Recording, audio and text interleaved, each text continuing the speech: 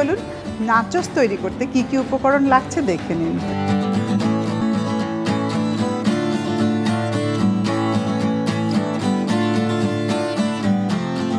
প্রথমে আমি যেটা করব, ডাল পুরিটা ভেজে নেব। সামান্য একটু বাটার দেব।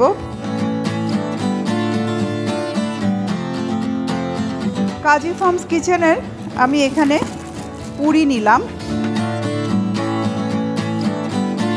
3টে পুরি আমি একসাথে একটু ক্রিস্পি করে ভেজে নেব।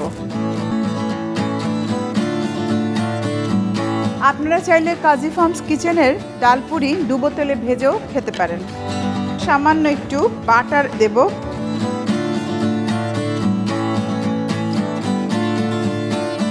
একদিক ভালো করে হয়ে গেলে তারপর আমরা আরেক দিক উল্টে দিব। আরেক পিঠেও একটু বাটার দিয়ে দিব। আপনি চাইলে অয়েলও ব্যবহার করতে পারেন।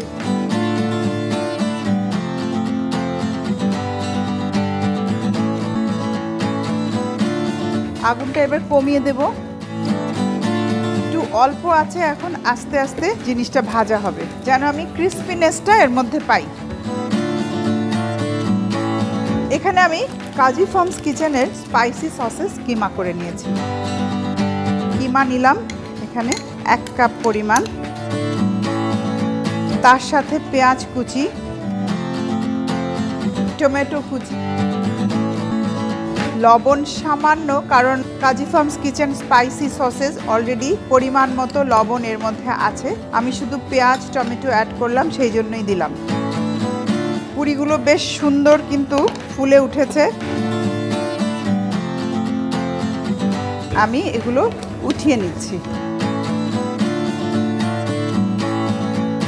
এখন অলিভ অয়েল দিচ্ছি। আপনারা চাইলে আপনাদের পছন্দ মতো তেল দিতে পারেন এবং মিশ্রণটা ঢেলে দেব।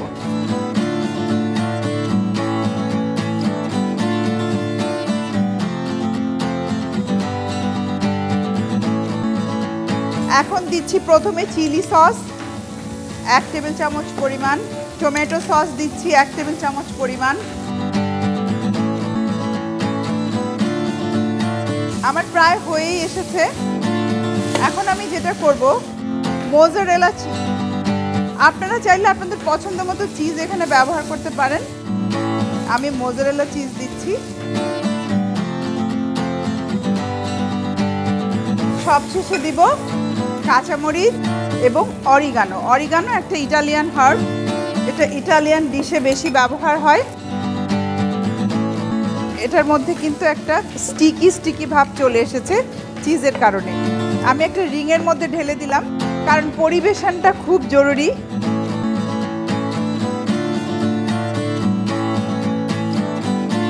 এখন যেটা করব, আমি পুরিগুলোকে একটু কেটে নেব।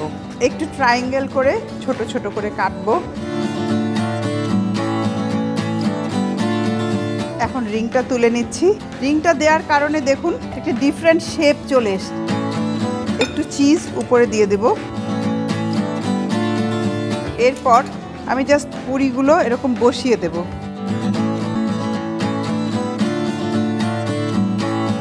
একটু কাঁটা চামচ দিয়ে যদি ভিতরে দিয়ে দেন তাহলে জিনিসটা দেখতে ভাল লাগবে। বাড়তি যে পুরিগুলো থাকবে সেগুলো চাইলে আমরা একটা পাশে সুন্দর করে সাজিয়ে দিতে পারি।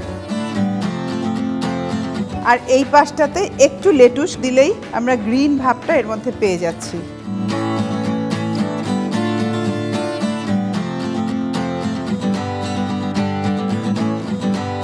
তৈরি হয়ে গেল ইফতারির জন্য নাচোস। আপনি চাইলে বাড়িতে চমৎকার একটা নতুন স্বাদের ইফতারি আপনার পরিবারের সবাইকে উপহার দিতে পারেন। দেখা হবে আবারও। সুস্থ সুন্দর আনন্দে থাকবেন।